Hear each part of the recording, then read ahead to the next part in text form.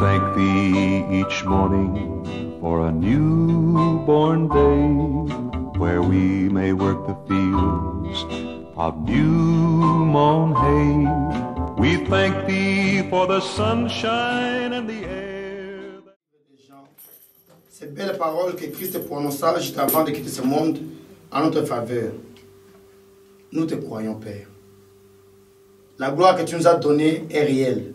Amen. Nous l'avons senti pénétrer en nous comme des vagues entières d'électricité. Nous avons senti cela, nous avons vu cela fonctionner, nous avons vu cela guérir les malades, nous avons vu cela tout se manifester en vision. Oui, la gloire est réelle. Amen. Maintenant, donne-nous un esprit de travail. Amen. Travaillons sur nous-mêmes, nous consacrons, prions, lisons les Écritures, sondant nos vies, nos cœurs, afin, Seigneur, que nous soyons prêts pour le service, pour la visitation. Seigneur Jésus, merci. Nous avons vraiment de jeunes gens, de jeunes filles, des femmes, d'hommes d'âge mûr, qui sont là devant toi, se consacrant à toi. Seigneur, nous t'avons dédié nos vies pour qu'elles soient à toi. Mais maintenant, nous souhaitons au Père, nous demandons que tu te glorifies au travers de nous. Amen. Car c'est en nous que tu es glorifié. Amen.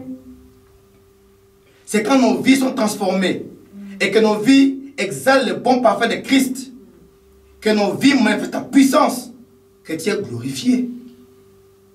Alors, glorifie ton nom au travers de nous, Seigneur, Amen. afin que nous te donnions gloire en retour. Amen. Accorde-les, Père. Ne laisse personne être distrait et être religieux simplement. Nous voulons tous être vraiment des fils et des filles du Père, Amen. ayant à cœur les affaires du Père. Amen. Amen. Bénis-nous maintenant avec de ta parole. Parle-nous, Seigneur. Parle-nous. Nous attendons à toi. Au nom de Jésus-Christ. Amen. Amen. Amen. Amen. Lisons un peu ce texte d'Ésaïe dont je vais faire allusion. Bien sûr, on va continuer le sujet sur le mariage, mais j'aimerais un peu... Peut-être qu'après on pourra prier. Amen. Ésaïe, chapitre 6.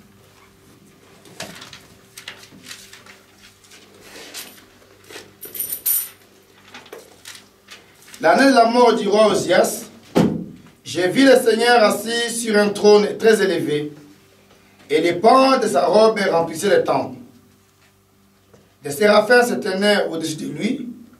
Ils avaient chacun 6 ailes, 2 dont ils se couvraient la face, 2 dont ils se couvraient les pieds, et 2 dont ils se servaient pour voler. Ils criaient l'un à l'autre et disaient, Saint, Saint, Saint est l'Éternel des armées. Toute la terre est remplie de sa gloire. Amen. Les portes furent ébranlées dans leurs fondements par la voix qui retentissait. Et la maison s'est remplie de fumée. Alors j'ai dit, malheur à moi. Je suis perdu, car je suis un homme dont les lèvres sont impures. J'habite au milieu d'un peuple dont les lèvres sont impures. Et mes yeux ont vu le roi, l'Éternel des armées.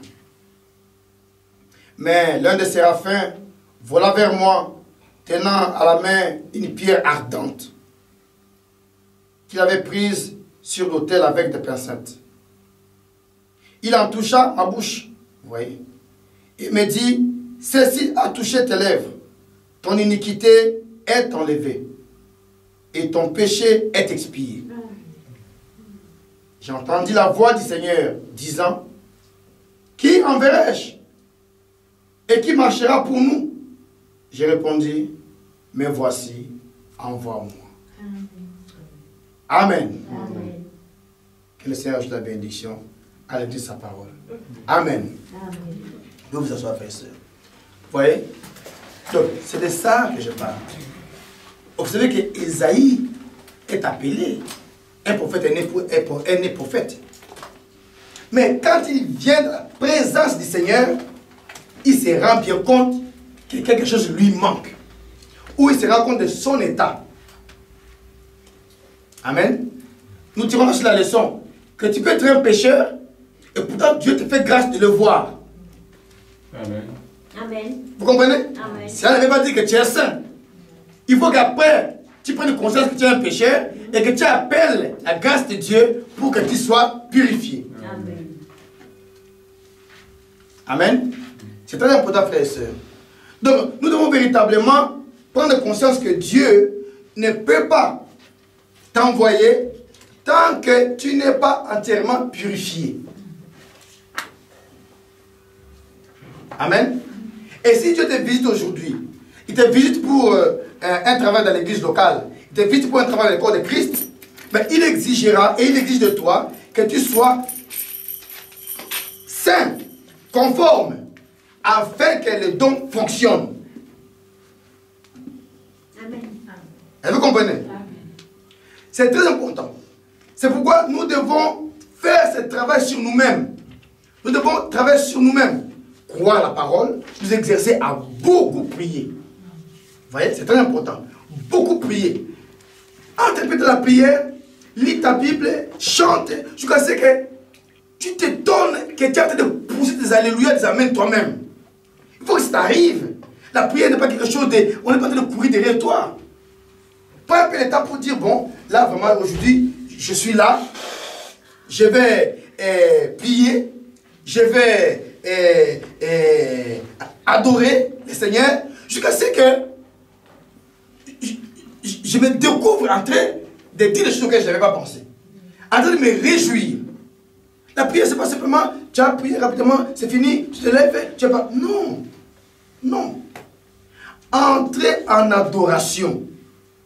Là, le Seigneur commence à vous dire des choses. Ce matin, peut-être qu'avant que ma femme parte, elle avait un ami, j'étais là dans le bureau en train de chanter. En train de chanter. Et à un moment donné, le Seigneur me dit, lis Jean 17. Oh, mais quand je lis Jean 17, mais c'était comme des vagues d'amour qui me pénétraient. C'est une belle expérience. Ouais, Dieu te renouvelle. Dieu te renouvelle. Vous voyez? J'ai chanté. Quand j'ai fini, il était midi. Ouais. Quand j'ai fini de chanter, de prier, de lire, il était midi. Donc il faut que nous prenions vraiment en compte le fait que Dieu n'utilise que les gens qui se donnent complètement. Amen. Dieu ne t'utilisera que quand tu lui donnes du temps. Que quand tu te donnes et tu donnes aussi du temps. Alors, bien sûr, Dieu ne va pas venir te donner des justifications. Alors, il dit ça, dans le monde d'aujourd'hui, on court, on va au travail, on est fatigué, tout ça. Oui. Si Dieu t'a placé sur la terre, en cet âge, où on court, on boulot, métro, dodo, et a fait de toi son enfant, c'est qu'il t'a donné aussi les capacités à vivre une vie chrétienne, comme ceux des autres âges, dans cet âge-ci. Amen. Oui. Amen. Vous comprenez, frères et sœurs? Amen. Personne ne viendra devant Dieu en train de se justifier en disant, oui Seigneur, si j'avais vécu à l'époque de Paul, il n'y avait pas la télé, il n'y avait pas Internet pour les distraire. Il y avait beaucoup plus de démons. Quand les Pauls ont commencé à travailler, il y avait plus de démons qui tourmentaient les gens qu'aujourd'hui. Parce qu'aujourd'hui, nous vivons dans un monde où il y a l'influence du christianisme depuis 2000 ans. Mais imaginez avant que le christianisme arrive. Comment c'était? Vous avez vu les films Apocalyptos? C'est ça? Apocalyptos de Mel Gibson, je crois. Ah oui, il faut voir ce film-là. On montre l'Amérique latine avant l'arrivée des Européens, avant l'arrivée du christianisme. Le jour où j'ai regardé ce film-là, quelque chose m'a dit, tu as vu comment j'ai pacifié le monde? Avant que le christianisme n'arrive, parce que la dernière image de ce film-là, c'est, il est en train de courir pour fuir, il arrive devant l'océan, et il voit un grand bateau en train de venir en face de lui avec une grande croix rouge sur le voile. Vous voyez? C'est là que le christianisme est arrivé en Amérique latine. Et depuis lors, les pratiques qu'ils avaient là-bas ont cessé. Dans ce film-là, le roi, chaque jour devait sacrifier des gens comme ça. On te coupe, on te met sur une sorte de... tout petit comme ça, comme la chair, mais c'est un morceau de bois. On te met, on te couche sur la poitrine et on pique de toi, paf, on sort ton cœur encore vivant de le battre. On voit le cœur de l'homme dans la main de l'homme. Et puis on coupe la tête, on jette comme ça comme un trophée. Ça se réussit, il s'arrache ta tête. Voilà, il met cette tête sur le piquet. Cette pratique-là, c'est une réalité historique. Elle n'a été estompée qu'avec l'arrivée du christianisme. Vous vous rendez compte combien de démons sont neutralisés depuis que le christianisme balaye le monde. Donc, nous, on vit dans un monde beaucoup plus apaisé qu'à l'époque de Paul. Vous voyez? Encore le domaine spirituel. La puissance du Saint-Esprit s'est manifestée. Depuis que le Saint-Esprit est venu, le monde, même la Bible nous dit que Satan attend que le départ des chrétiens pour à nouveau mettre le monde à sang et à feu. Vous comprenez, frère? Donc, tu ne pourras pas venir devant le Seigneur pour dire que oui, c'était dur en tout cas, frère Seigneur. On allait au travail, on revenait, il n'y avait pas moyen de faire ceci. C'est faux. Tu as tout le temps. Quand tu veux, tu auras le temps. Mais, je vous mets au défi. Donnez le temps au Seigneur. Consacrez-vous au Seigneur. Vous entendez un jour sa voix dire, qui enverrai-je? Qui puis-je envoyer? Alors vous pouvez être digne de dire, Seigneur, me voici, envoie-moi. Vous devez sentir ce feu de l'amour de Christ et du zèle en train de vous consumer jour après jour. C'est ce qui fera que quand tu parles avec quelqu'un, tu peux parler comme ça, causer de tout et de rien pendant un quart d'heure sans lui parler de Jésus. Ça doit être en train de brûler.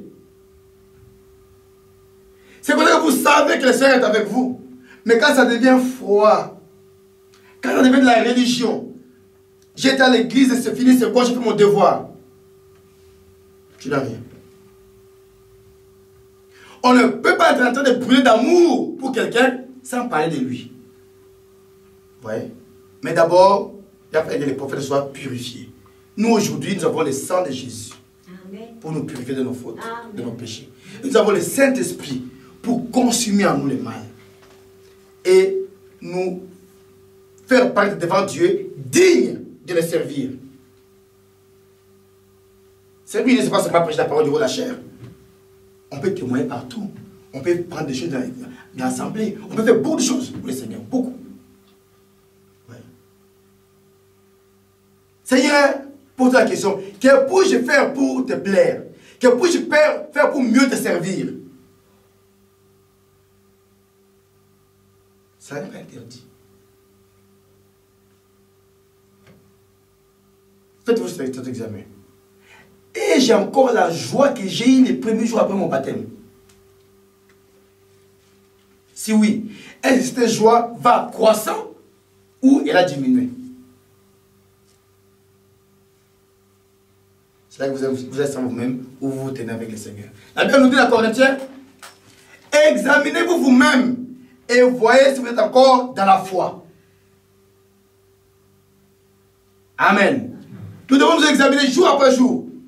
Est-ce que je sers mon Dieu concrètement? Est-ce que je fais quelque chose pour mon Dieu? En retour de l'amour qu'il m'a donné, en retour du salut qu'il m'a donné, qu'est-ce que je fais pour lui? Travaillons, dit-on. C'est le travail. Quand l'église est réveillée et que je prends conscience qu'il doit faire quelque chose pour le Seigneur, c'est là que Dieu se réjouit. Et vous allez voir comment il va vous bénir. C'est très important. Amen. Donc, nous avons besoin de nous consacrer davantage afin que les choses que nous avons reçues puissent éclore. Les bénédictions que nous avons reçues deviennent des réalités qui passent d'une bénédiction qui a régi notre âme, notre esprit, en une bénédiction qui profite à notre chair.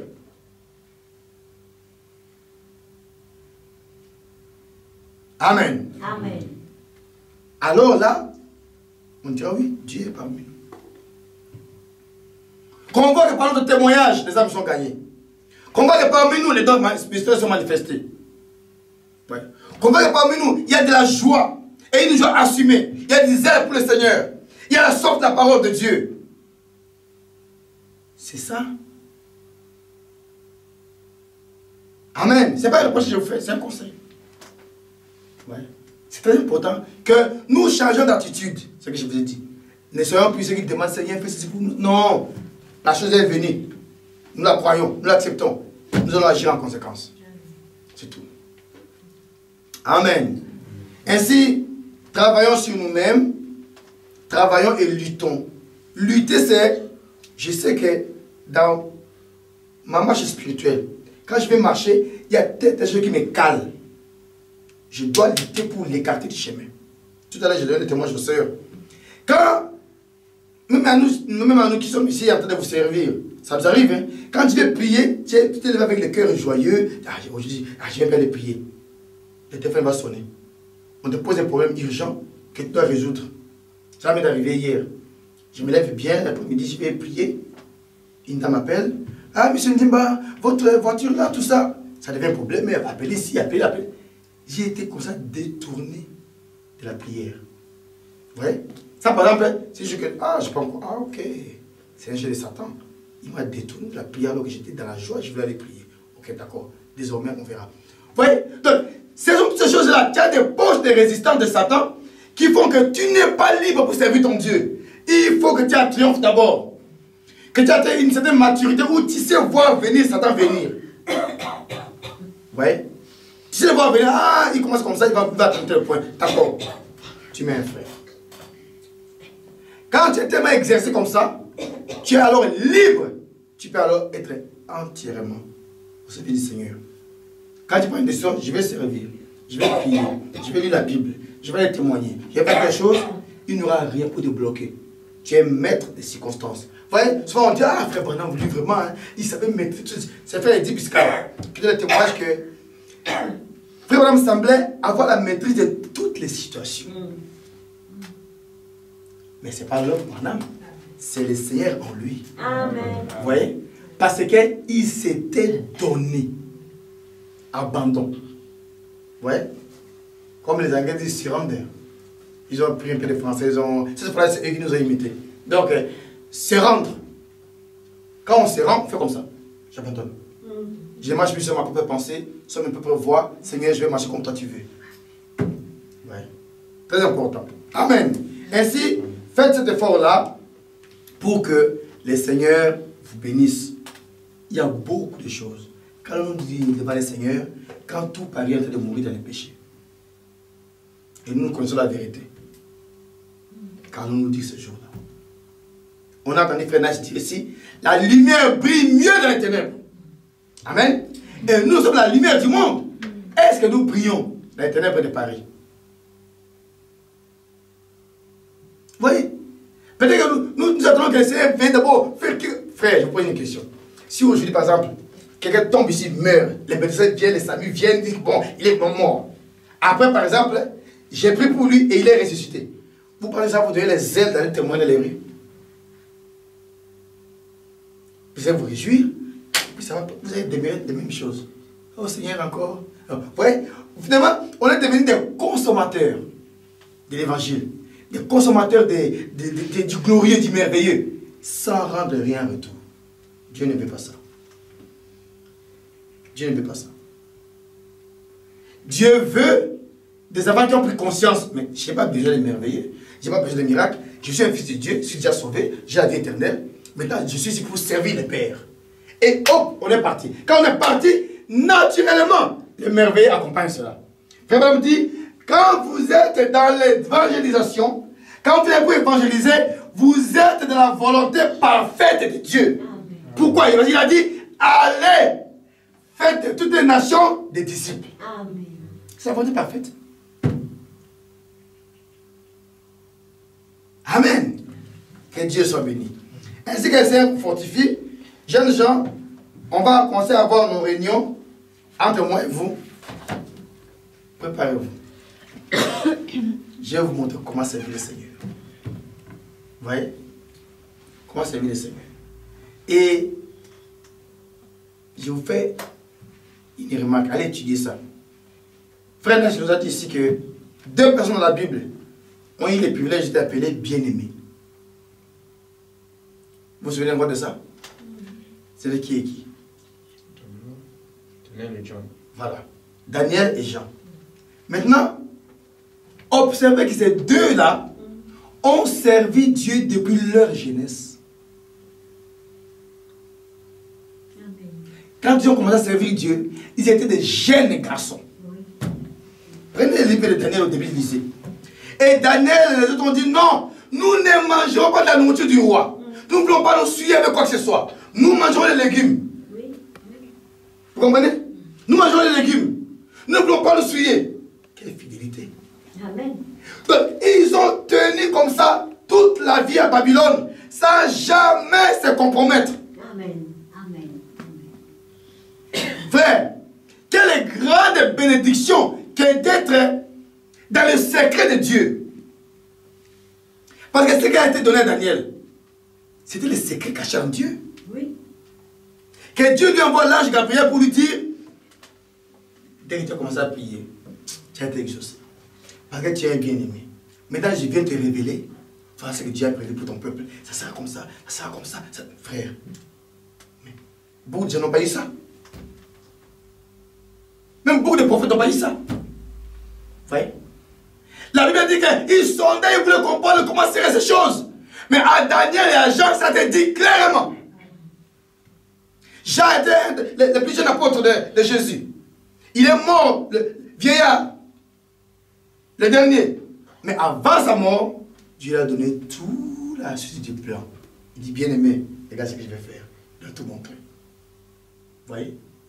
Servir Dieu quand on est jeune est une grande bénédiction. Samuel a servi Dieu jeune. Vous voyez? Timothée a servi Dieu jeune. Amen. Oui.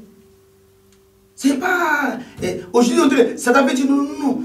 Vous êtes encore jeune, vous voyez. Et ils aiment beaucoup le Seigneur. Un homme avait dit à frère Bonham, oui, tu parles comme ça parce que tu es vieux, tout ça. Dit, ah, c'est parce que je suis vieux. Mais j'ai dit cette même chose-là depuis que j'ai 22 ans, tout ça. J'étais jeune comme toi aussi. Hein. Amen. C'est très important. C'est seulement une forme de crainte que le diable met dans le cœur des gens. Ouais. Mais quand vous triomphez de cette crainte, ça y est, c'est fini. Vous pouvez servir le Seigneur. Amen. Amen. Que Dieu vous bénisse. Nous allons revenir un peu sur notre sujet pour avancer un peu parce qu'il y a beaucoup d'enseignements. Mais continuez un peu. Mais nous ne voulons pas seulement que nous soyons des consommateurs de la parole. Nous voulons que la parole produise des fruits. Amen. Ouais. La connaissance finit par rendre orgueilleux. La connaissance enfle. Et la lettre tue. Mais c'est l'esprit qui vivifie. Amen. Mais l'esprit, comme vous voyez, est de la lumière. La lumière ne peut pas s'arrêter. Il faut que tu sois en mouvement. Ce que tu reçois, va le mettre au travail. Alors cela progresse, cela continue. Très important. Amen.